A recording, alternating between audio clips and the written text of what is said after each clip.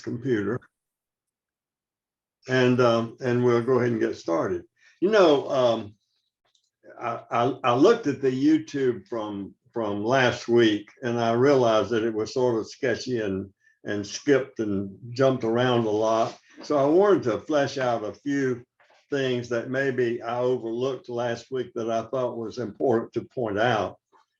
One of the things that I've stressed is that, and been willing to spend some time on, is that the more that we get to know Emily Dickinson as a person, the environment in which she lived, the culture and so forth in which she grew up in,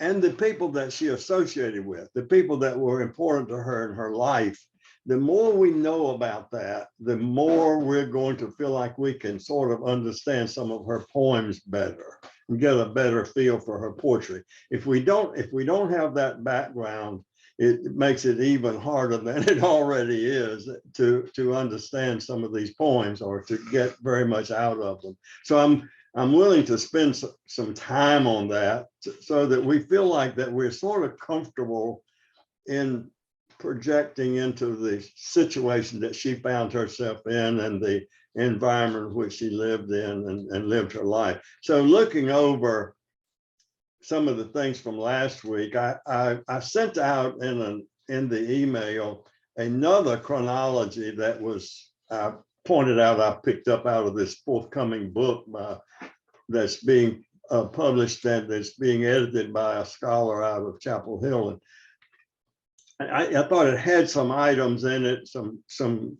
texture that I had left out of the earlier chronology, and I hope you had time to read it. Also, I sent out the first week this email on important figures in Emily Dickinson's life. And I think that email contained most of the main characters that were influential in her life and that came and went through the Dickinson household. A couple of them I did not elaborate on or mention.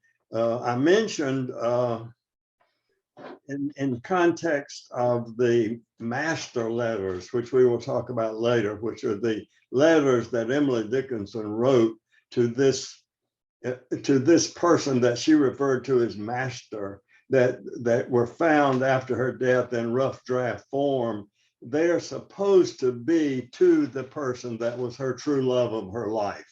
So I identified before three people that are considered candidates for that. That nobody knows who that person was, but there are three primary candidates. And when I gave some of their biographical information in the important figures in Emily Dickinson's life, I mentioned in each case in the last sentence that this was a person that was thought by some scholars to be the subject of the master letters.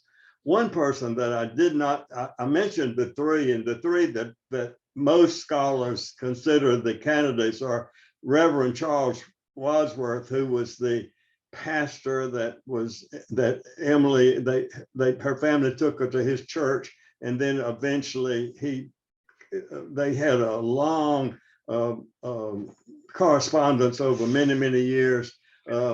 Samuel Bowles, who was a friend of the family that spent a lot of time there in the homestead visiting Emily's father. And then Thomas Wentworth Higginson, who was the person we talked about a lot last week, who was the person that Emily corresponded with when she had in mind that she may allow some of her poems to be published. And he's the one that she wrote that beautiful letter to that we discussed last week about, would you tell me if my verse is alive? Remember that beautiful letter. But there's one more that was in there that I didn't mention last week. One more person that was sort of prominent in Emily Dickinson's life, and that's Judge Otis Philip Lord, and he is in your paper here. And he's pretty close to the end. But he was a prominent political figure in and around Amherst. He graduated from Amherst College, Harvard Law School, and was a justice of the Massachusetts Supreme Court from 1875 to 1882. He was born in 1812. So he was a good deal older than Emily Dickinson, she being born in 1830. But he in the later years of Emily Dickinson's life, he was a frequent visitor to the homestead there as a friend of Emily Dickinson's father. So they were, we talked about the habit of these elderly gentlemen hanging out and talking and smoking cigar and drinking a glass of sherry or something, and that was just what people did back then. They have long talk sessions at night that would go on till after midnight and all. Well, Judge Lord was one of the people that was a good friend of Emily's father. Well, Emily's father, and Emily knew him well, and she would be at least perhaps from a distance knowledgeable about him, his life, and when he visited and so forth. So when Emily's father passed away, Judge Lord, he took on sort of a role of being a comforter to Emily. So he didn't just disappear off the scene when his friend, Emily's dad, died. He stayed around and kept coming back and visiting the homestead, and ostensibly to be a consoler for Emily and her grief about her father passing away. So some sort of relationship developed between those two, and they started, when he was not there, they started writing letters to each other. And Emily, if you were to look at a lot of her letters, she was somewhat of a tease, and she did not mind having sexual phrases in her letters and all like that. So it's sort of interesting to see that. But so it developed that they had sort of a love affair in a way. So ultimately, Judge Lord proposed to Emily, and he asked her to marry him.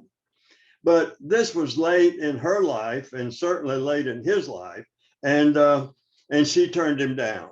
And no one knows exactly why she turned him down, but by the time that this took place, Emily was already starting to have some incidences of epileptic seizure, and her health was failing rather rapidly in those last few years. So the speculation that it just wasn't something she was interested in doing, and she gently said no to his overture for them to get married. So I wanted to mention Judge Lord, because if you read about Emily, he's always in there. Another one, jumping on to the other figure that I wanted to discuss, is Isaac Watts.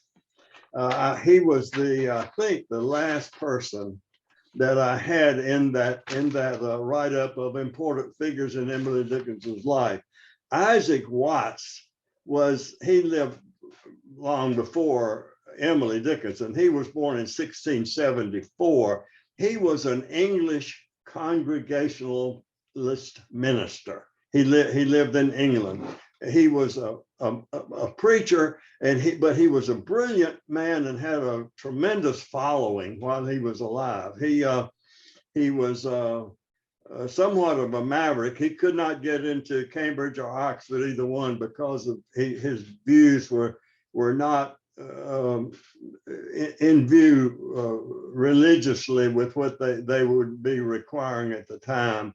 And so he was sort of outside in that respect, but a brilliant man. And what he is known for and famous for is that he was the first person that in the church that started to really utilize and develop and write and put music to hymns. Before, they would be in late 1600s now, well, early 1700s on up, that thinking about it, up until that time, the Psalms would be spoken in church, and they would be spoken in sort of a rhythmic way, perhaps. But there was not an actual singing of hymns like there is today, of course. Isaac Watts, more than anyone else that ever lived, is responsible for that big change. He was a prolific writer of hymns, both from the Bible and from his own imagination and all. He wrote over 750 hymns in his lifetime. What I'm getting around to saying is that he was not only a tremendous influence on Emily Dickinson insofar as her looking at him from a Christian standpoint, but he influenced the way that she wrote poetry. The meter that she put to her poetry and all of that was copied after the way that he wrote hymns. Isaac Watson himself, it's like so many of these people in here, like Mary Loomis Todd and people like that, that books could be written about them. And Isaac Watts, I'm sure there have been books written about him. The story goes that when he was such a writer of things that rhymed, that when he was a small child, he was admonished for keeping his eyes open during the saying of prayers at home. So his dad fussed at him about having his eyes open. So he spoke up and said, "A little mouse for want of stairs ran up a rope to say its prayers." So his dad grabbed him up and spanked him and really got on him even worse than ever. So he said, he's supposed to have said, somebody could have made all this up, but he said, "Oh, Father, Father, pity take, and I will no more verses make." So he could not do anything without rhyme. So he, as I say, he wrote 750 hymns. Did he just write the lyrics, or he wrote the lyrics to these hymns? That's right. And so when you read his hymn books, they don't have any music in them. They're just the lyrics. And I'm going to show you one in a minute. I'll give you three of songs that he wrote that we're familiar with. "When I Survey the Wondrous Cross" is a song that he wrote. "Joy to the World" is a song that he wrote. And one I really love, "Our God, Our Help in Ages Past" is a song that he wrote. So he developed a way of writing hymns that came to be known as hymn meter. And that is the meter in which Emily Dickinson wrote her poetry. Now I'm going to be the bravest guy in Tampa, Florida, and try to explain what all that means, because I know nothing about poetry. But I do remember in high school that there was a term used that was called iambic pentameter. I remember that from high school. I don't know, I didn't know what it meant, and I had to look it up to see what it means now. But typically, poetry, there iams, iambic come from iams, which are an accentuated syllable with an unaccentuated syllable, like two parts of a word or two words, one that is accentuated and one that's unaccentuated. And iambic pentameter means 5. So that means there are 5 of those in a line of poetry. There are 5 sets of iams in a line. So iambic pentameter is a line of poetry or rhythm structure where there are alternating stressed syllables and unstressed syllables in groups of 5s. Now, an example of that: "When I do count the clock that tells the time," that is iambic pentameter, and that's from Shakespeare. That's from sonnet number 12. "Invoke thy aid to my adventurous song." That's from Milton, Paradise Lost. So That's iambic pentameter, the alternating of the stressed and unstressed syllables in units of 5 of those that go across for a line of poetry. Iambic tetrameter is the same alternating emphasis, but in groups of 4 instead of 5, tetra being 4. And so Joyce Kilmer says, I think that I shall never see. That's 4 instead of 5 that I read before. Iambic trimeter is it alternates iambs in groups of 3. So there's only 3. Attempt in love is one. Attempt in love is one. So this is a poem in trimeter. We romped until the pans slid from the kitchen shelf. My mother's countenance could not unfrown itself. And so going back to Isaac Watts, look at the iambic tetrameter in oh God, our help in ages past, our hope in years to come, the shelter from the stormy blast, and our eternal home. That's tetrameter. That is not pentameter. So that is what Isaac Watts wrote all these hymns in primarily, and that is what Emily Dickinson copied, because Isaac Watts' books were very, very popular, and when he published all these hymns, Benjamin Franklin was all over getting a bunch of these and spreading them around. He thought it would be great to have them in churches and everything. So when the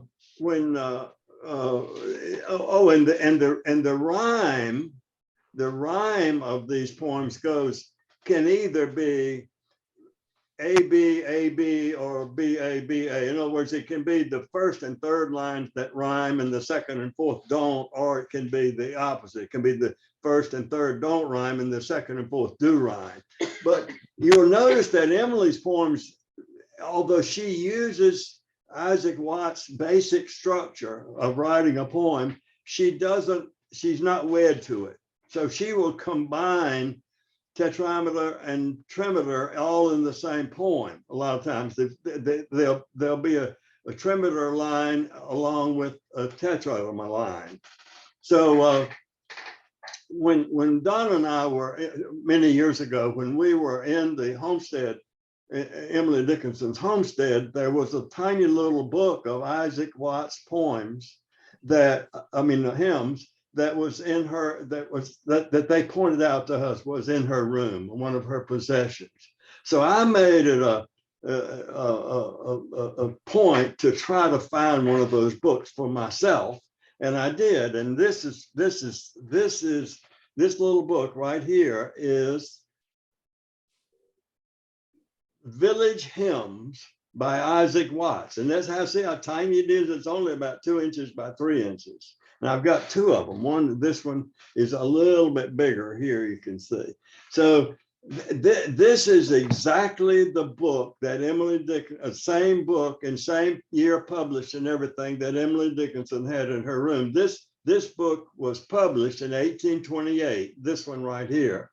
And the neat little thing about this book is that in the very front, it says, if you can see this, it said it written in sort of calligraphy type writing of that era. It says Sophronia B. Throop, T-H-R-O-O-P, Norwich, Connecticut, from your affectionate sister Betsy.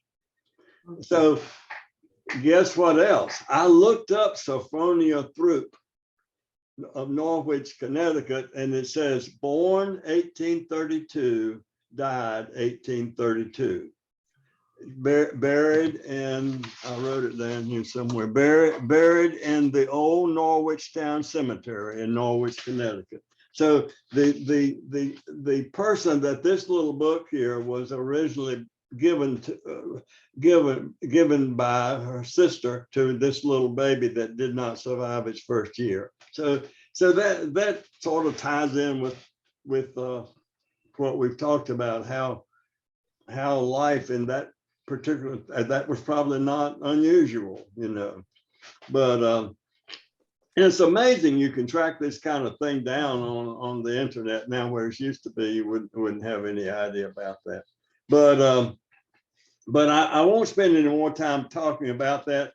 But except just to point out that anytime you get in a conversation about Emily Dickinson, it's usually somewhere Isaac Watts is going to come up, because he had a tremendous influence over her in terms of the way that she structured and wrote her poetry. And this I wrote down here, says, and that's called hymn meter.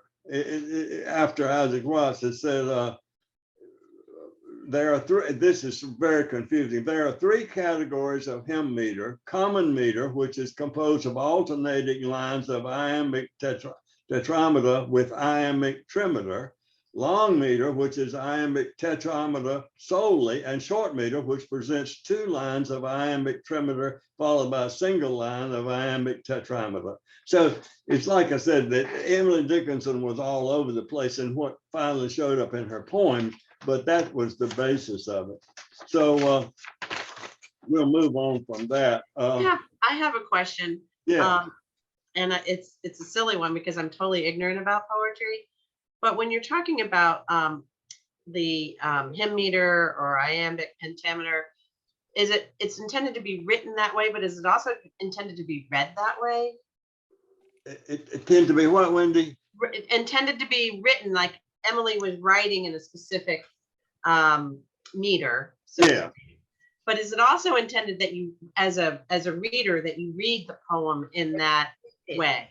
Oh, I don't know. These hymns were sung, of course, and her poems, I think we're just reading those, and I think they lend themselves to, as we see through the poem, you'll see the alternate accented words and how it sort of goes back and forth as it follows through the line of the poetry. I'll point that out in a few minutes. So I will jump on now to Donna tells me sometimes that not to have all poems that focus on death, but to sprinkle in some happy poems in along with them. So I've tried to do some of that, but I did send out one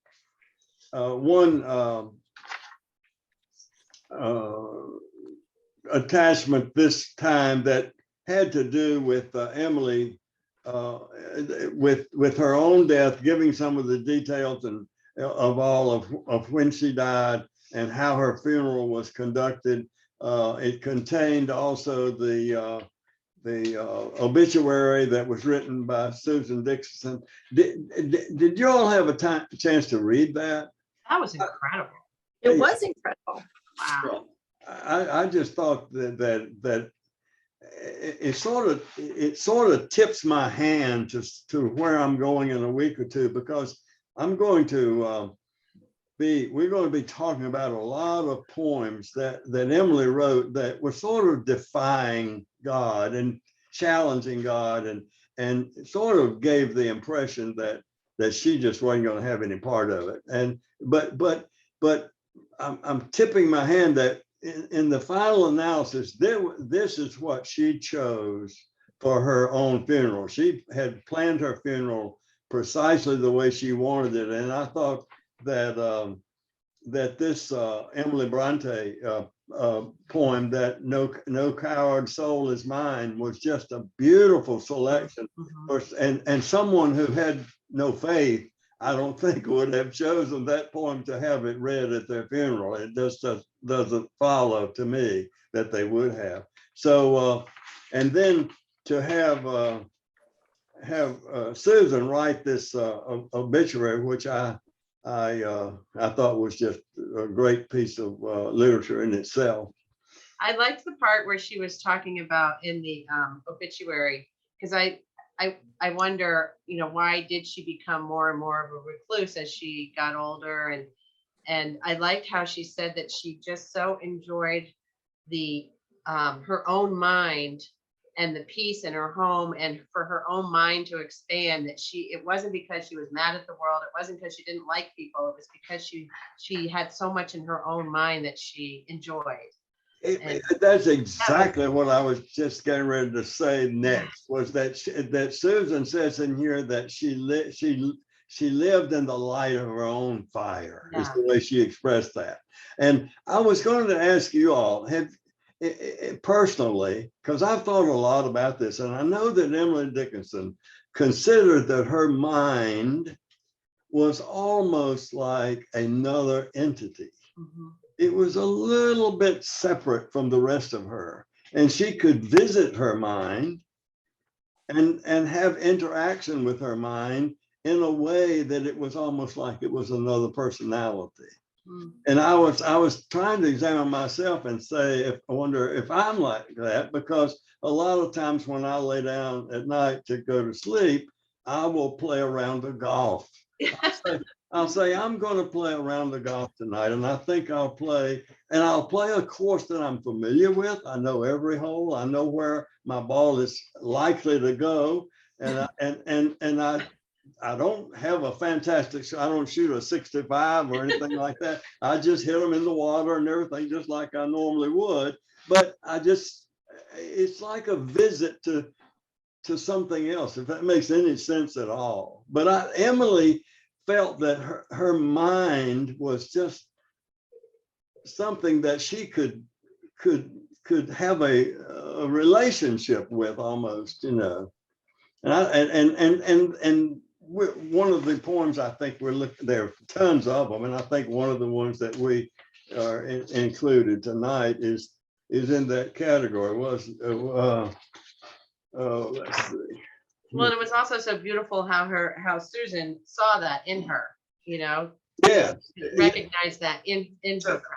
So, Yeah. so, you know, we think that she was recluse and would not have anything to do with anybody, but she had her own mind, and that's what Susan is saying that she did. Oh, I know. It's this poem that I included. The brain is wider than the sky, number 632, and it said, does anyone have that?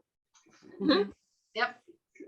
Someone else read it, because and then everything won't sound like Andy Griffith. Go ahead, Caroline, read it. Okay. I'm not sure if I'm going to read it correctly, but I'll read it. The brain is wider than the sky, for put them side by side. The one the other will contain with ease, and you beside. The brain is deeper than the sea, for hold them blue to blue. The one the other will absorb, as sponges buckets do. The brain is just the weight of God, for hath them pound for pound, and they will differ if they do, as syllable from sound. So that's a powerful tribute that she's making to the power of the mind. You know, that it's greater than the oceans, and she's saying that that equal to understanding God is the power of the mind. You know, I think so. And there are so many others, and I'll search out some of them that are along this line, but there are dozens and dozens and dozens of them that deal with this same subject. Let's see what else I wanted to talk about. One, and I'm starting to skip around again tonight, but I was going to comment a little bit further on this preoccupation with death that Emily had, and so many of her poems deal with that subject. And in the what I did with my, oh yeah, my famous steeple. There's a person that I mentioned briefly in the important figures in Emily Dickinson's life that was Sophia Holland. She was 1 year older than Emily. And so when she was 15, she came down with typhus. Emily would have been 14. And Emily stayed with her a lot during her last days and spent a lot of time with her. And so when she passed away, here again, you know, I keep making the point. We say, well, gosh, Emily did so many of her poems about death. Well, she experienced death so often. It was always staring her in the face. Loved ones dying, young people, and so Sophia Holland died of typhus, and it was devastating to Dickinson, as I said here, and she took her a long time to recover from this loss. But she wrote a poem that most people think she wrote about the death of Sophia Holland, and it's number 18 in Johnson's book. It says it's the expansion of what Susan said, gave the first few lines to in that obituary. She didn't finish the poem, you remember? The ones that said mourns like this, mourns like this, we parted. So the rest of that poem, it goes like this: mourns like these we parted, noons like these she rose, fluttering first, then firmer to her fair repose. Never did she lisp it, it was not for me. She was mute from transport, I from agony. Till the evening nearing, one the curtain drew, quick, a sharper rustling, and this linnet flew. She makes the comparison there in the last paragraph of a linnet, which was is the name of a bird that's kept in a cage, and she's talking about quick, a sharper rustling, and this linnet flew. She's talking about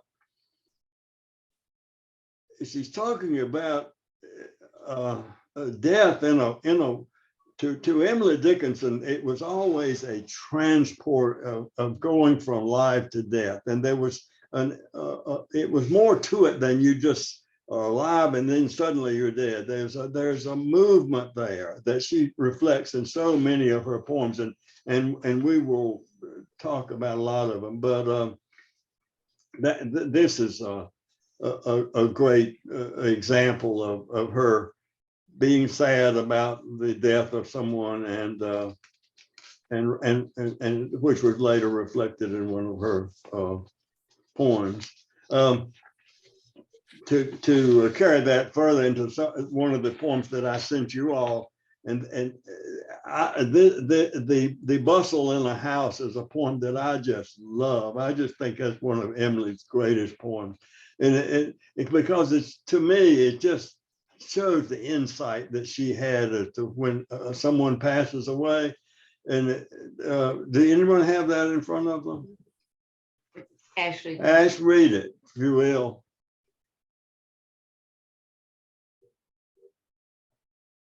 Okay, can you hear me? Yeah, yes. The bustle in a house, the morning after death, is solemnest of industries enacted upon earth.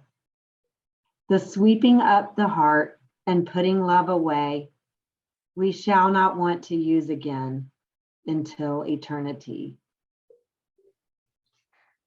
It makes me want to cry. Don't you think? Isn't that a good poem? Yeah, it's beautiful. You know, she's talking about, can you imagine a home the morning after someone has been lost, and just, she says, sweeping up the heart and putting love away, you know. Mm-hmm. Just tremendous. Mm-hmm. So in deference to Donna, I included in the poems A Narrow Fellow in the Grass. So Donna, you want to read it? I'm not sure I can. Where is it? It's right here. This one, okay. A narrow fellow in the grass. Occasionally rise, you may have met him. Did you not his notice? I can't see it well enough, Paul. His notice, and I just can't see it well enough. Okay. I'll And- read it. Okay, go ahead. A narrow fellow in the grass occasionally rides. You may have met him, did you not? His notice sudden is. The grass divides as with a comb, a spotted shaft is seen, and then it closes at your feet and opens further on. He likes a boggy acre, a floor too cool for corn. Yet when a boy and barefoot, I more than once at noon have passed, I thought, a whiplash, unbraiding in the sun. When stooping to secure it, it wrinkled and was gone. Several of nature's people I know, and they know me. I feel for them a transport of cordiality, but never met this fellow, attended or alone, without a tighter breathing and zero at the bone.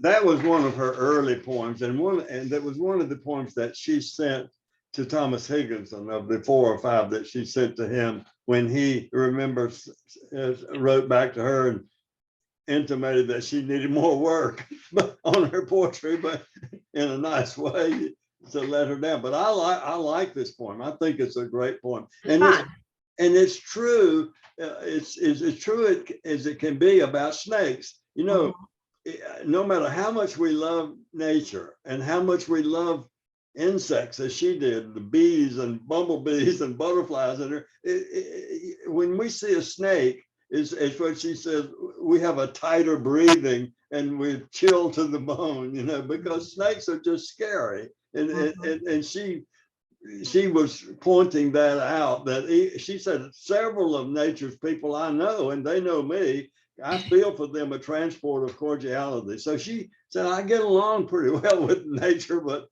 snakes. And Not so, so much. yeah. Mhm.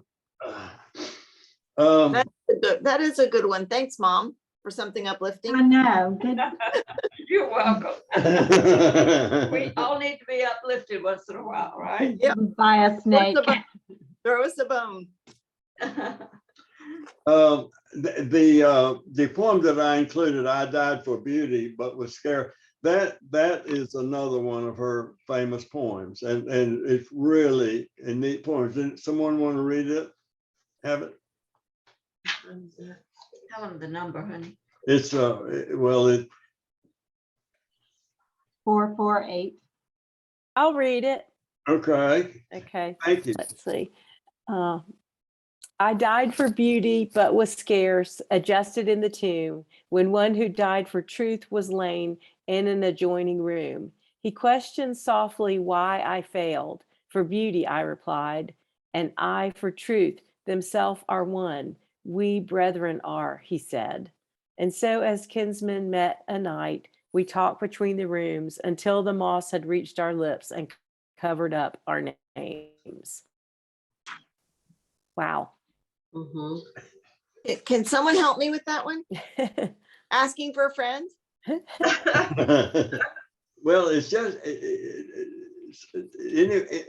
someone. Does anyone have any feel for what she's trying to say?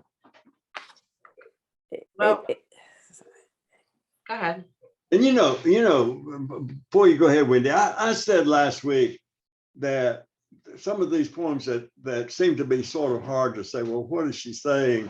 You can usually Google up and say commentary on I Died for Beauty, but was scarce, and you'll see some comments on poet websites and so forth. But that doesn't mean that their analysis of this poem is necessarily correct. Our analysis of this poem is just as good as anybody else's. And so we should not be at all reluctant to say what the poem says to us, because it's just as valid as if we were on the internet. Matter of fact, we could put our comments on the internet also. So so don't there. So the point being, there's no true analysis of these poems that hold true for everybody. Yeah, a lot of the times we don't know whether Emily's talking about herself or someone else. And so it's really hard to be definitive. All you can say is, here's what I hear her saying, and then go from there. It seemed to me like through the second stanza that she's talking about that truth and beauty are really one. And that it seemed to me that it didn't really matter whether you died for one or the other, because they're both one of the same. That's the way I was reading it. Yeah, that's the way I read it also. So she has found a like companion, that although they would say they died for two different things, that she sees them both as the same. I'm sorry, go ahead. Go ahead. I was wondering because I was noticing that that's like around what, 1862, that poem? Is that correct? I'm not sure. The book I have has it around 1862. Okay. So I was wondering if it had like, and so its kinsmen met a night, meaning maybe death.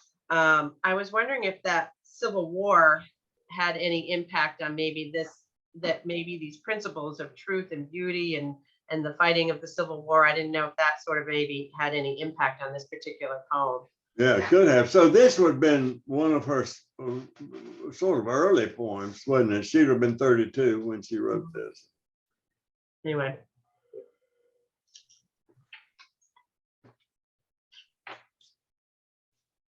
You know, when you have all these poems, and I noticed it in particular with the snake poem, but I mean every poem, I get tripped up on those capitals, you know, and is it just the nouns that she capitalizes occasionally, and they trip me up, those things. I don't think it's in a rhyme to reason to what she capitalizes. Yeah, not for a particular, you know. And is it just nouns? Does she ever capitalize anything other than a noun? Do you know? No, I guess I see some other. No, it's mostly nouns. So I think we read all the poems that I put on the list. There was a neat poem that I put in the email. Does anyone know what that one was? Remember what it was? Oh, at the bottom of your email? I just included a poem that when I sent out the email the other day.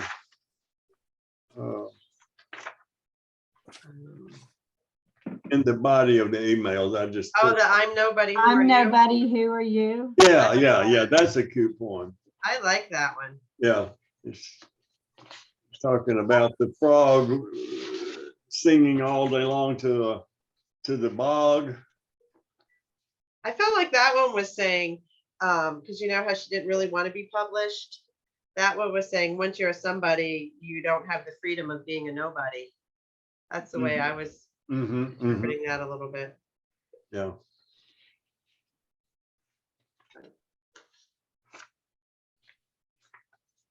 I don't have a lot of other notes that I've made of anything that we were going to talk about tonight. I'll try to have a wider range of poems for next week. And is there anything that about her life or anything that you think are any gaps that we haven't covered? So I was noticing in your chronology from the second chronology. So her dad was a founder of Amherst College. Does it say that? I did not. It said Mr. Dickinson was a founder of Amherst College. So Yeah, I'm not familiar with that. If he was, and I don't. it was in that second one. I don't remember reading that anywhere before. Yeah, I was just curious about that. It says her dad in 1835, Edward Dickinson is appointed treasurer of Amherst College. That would have been her dad, right? Yes. But then, and then it, where was it? Let me find it. And then it goes on to say he was a founder. Oh, when he died. So wait.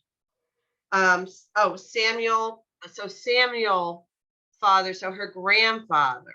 Oh, yeah, yeah, Her okay. grandfather, Samuel Fowler Dickinson, his father, and a founder of Amherst. So her grandfather was a founder of Amherst. Yeah. Mhm. Okay. They had somewhat of a strange relationship with him. He as I recall, he owned the original homestead, and at some point Edward bought half interest in it for the family to live there, and then he moved away to Ohio, and really they, for some reason, and they didn't have all that much contact with him until he passed away, and I think and he passed away in Ohio. Mm-hmm. You know, Emily, she became more and more reclusive in the last years of her life. Her health started to fail, and I tried to put a little bit about that in this some of this material. Her physician said a humorous thing in a way. He said that, how can you tend to someone that won't let you come into their room? You know, he would go to visit her, but she would not let him get near her. And so he said, the only thing that I can diagnose is the mumps. Talking about he could see. So he was just frustrated that way. So you can imagine, and you know, back in those days, some of the treatments that they had for diseases were just not effective at all. Some concoction of some kind of herbs and all those kinds of things, you know. And so if you were unfortunate enough to come down with something as many things as she had wrong with her, the notion that they're going to be treated effectively is not ridiculous, you know. Dad, When she was in her room, oh, sorry, go ahead, Carolyn. oh, I just wondered if, because her health was so fragile, does that appear in much of her poetry? Does she talk about health or sickness or failing body or physical concerns? I Poetry. don't recall that. She certainly does in other people. You know, she's so concerned about everybody else's health other than her own, you know. Mhm. One of the things that I have here, if I can share a screen, I'll show you the pictures of some of these people. Let me see, try my share screen techniques. Share screen.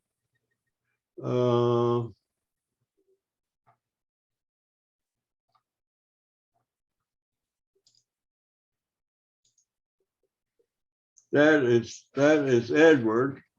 Can you see that? Yep, that's her dad, right?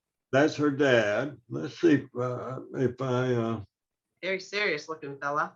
Yeah, sort of Mhm. stern. Yes, and that's what we said about him. He was very okay. Share screen. I had a bunch of these. Let's see.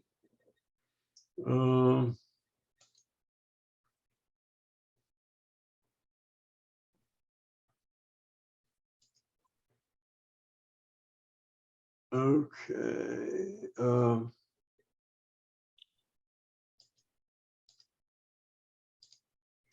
This is I mentioned the judge that proposed to Emily, Judge Otis Long. This is a picture of him.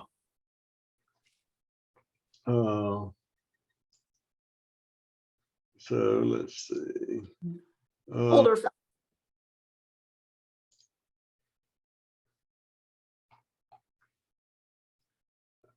This is that is Mabel Loomis Todd. That is the we talked about her a lot. She's a key character in all of this. She's the young lady that that Emily's brother had the affair with that went on for maybe 12, 15 years, right on up till he passed away. And she was the one that Vinnie, Emily's sister, agreed to take a lead role in publishing Emily's works after she died, along with collaborating with Higginson. Let's see.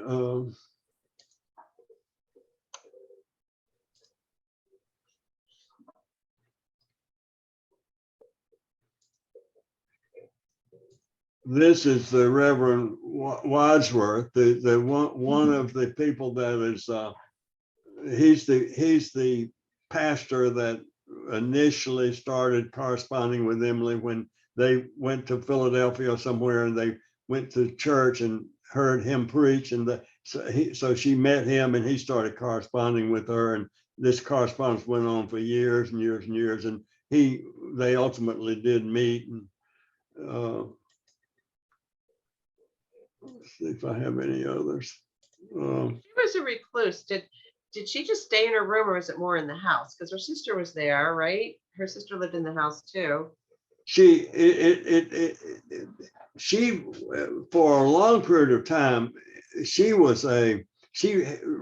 managed the whole house, and her mother a lot of the time was confined to a wheelchair, so she helped look after her mother, she and Vinny and all. But and Emily was a great cook. She loved to cook and prepare food to give away, and especially for the kids and all. She baked cookies and cakes and things like that. So she was quite active in the house during her middle years, but gradually she stayed in her room. And this idea of her not wanting to see anyone face to face and to stand behind the door and let you talk to her without her seeing you, it's just, that was in the last few years of her life, where she would have a visitor, but they would not see her. She would stand behind the door so they couldn't see her in her room.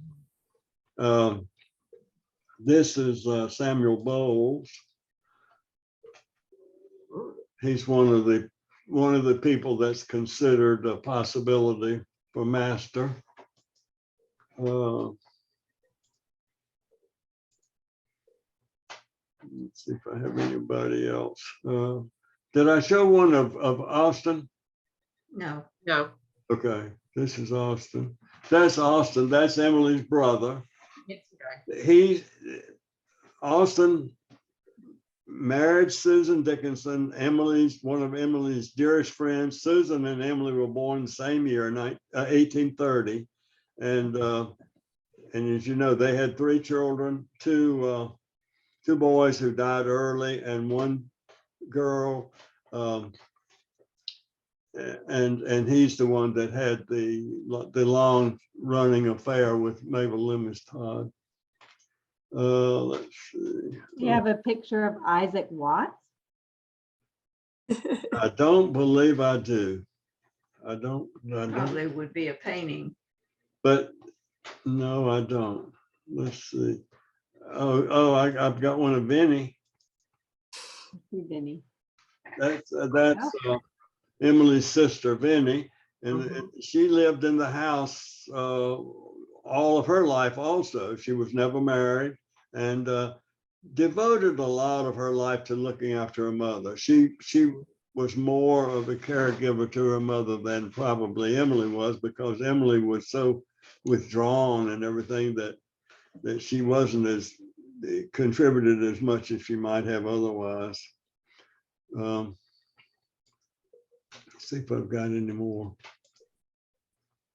Lavinia, Edward. I got one of Susan. This is Susan Dickinson.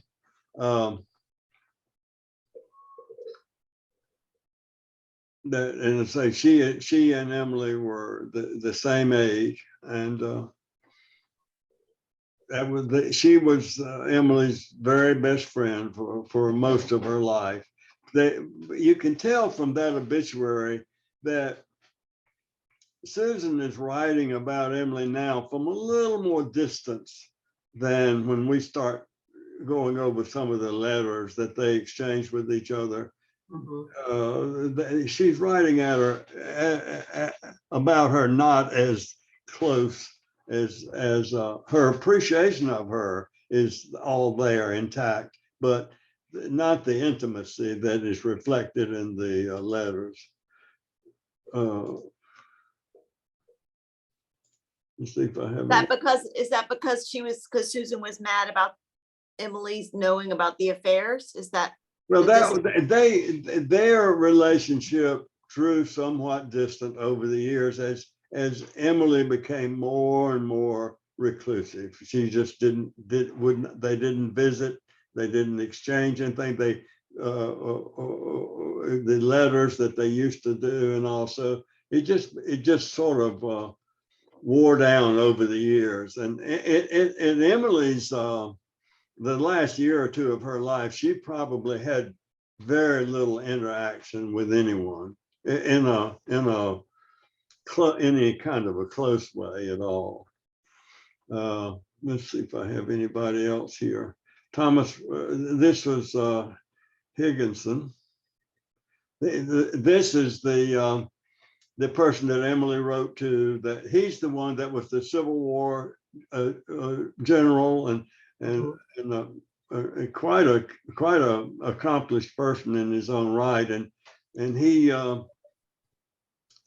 was supposed to have this literary expertise that would be someone that would really be able to help advise Emily. And he had written this article advising young literary people to expose their work and to publish and so forth. So she decided she would write him, and she wrote him the letter that we read last week.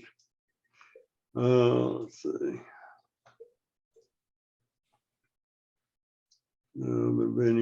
Let's see.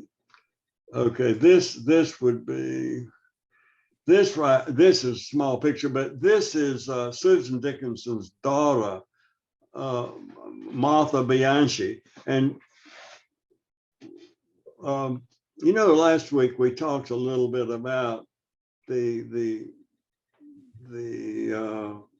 divide that developed between Mabel Loomis Todd and Susan Dickinson, and each one of them having control of a body of Emily Dickinson's work and clinging to it, with Susan Dickinson being a lot more reluctant to try to get it published and to rush it into any kind of formal publications and books and so forth than Mabel Loomis Todd was. But her daughter picked up that mantra, and she became a quite extensive publisher of Emily Dickinson's work, and I think maybe wrote a biography of her. But I'm not sure. But she was quite accomplished in her own right, and I think I had her in the listing of important people in Emily's life, and it told in there that she was an accomplished musician. She was trained pianist and appeared in New York and so forth in concerts and so she had quite a eventful life in her own right. Okay, well, I enjoyed it, and I hope y'all We enjoyed it. hope we feel like we're learning more and more about Emily every week. Absolutely. I mentioned last week a couple of books. There's a book that if you want a book of all of Emily's poems, there's just a paperback book. It's about this thick. I've got it, and it's very cheaply made. You can it only costs a few dollars, and it's available on Amazon. But it just has all the poems in it by number. The author is Johnson. Forgot it's Thomas Johnson, I believe. And then I recommended to you all in an email The Art of Belief as being a real good book by Roger London, and Lundin. I think that's a book that will really stimulate your interest in Emily, and it gives a lot of little side stories and little vignettes of incidences in her life and all that that are very interesting and little known. So that's a good source. The go-to biography of her is by Richard Sewell, Sewall, and it's not. I wouldn't recommend it right up at the top because it spends a lot of time talking about developing these other characters in Emily's life and going into their history and who their parents were and all of that. So it's a big 2-volume set, and I think that it's to get an original one of those first edition or something is a pretty nice thing to have, but it's really for the value of studying about Emily. It's not. I don't think it ranks up there in my estimation. So so those are some that, but that Art of Belief, I think is a real good book. And when I've got several books I'll show you later on that the one that I referred to last week, Open Me Carefully, is the book that Mary Nell Smith wrote on the correspondence between Susan Dickinson and Emily, which gets into their relationship in some detail. So we need to spend a little bit of time on that, and because I think you'll find it interesting. Did you send us what was the book that you said is the best collection of her poems that's only a few dollars? Where would, I don't see that you sent us that one.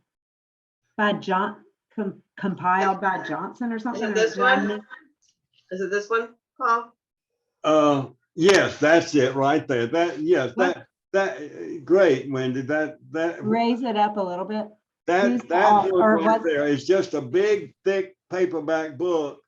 It's not terribly well constructed. I don't remember what it was. It'll fall apart on you if you don't watch out. But that has every single poem in there, and they're all numbered, just like we've talked about.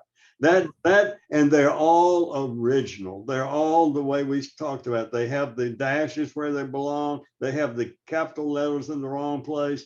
They haven't substituted any words or anything. So that is a good source if you just want to have a source of all of her poetry.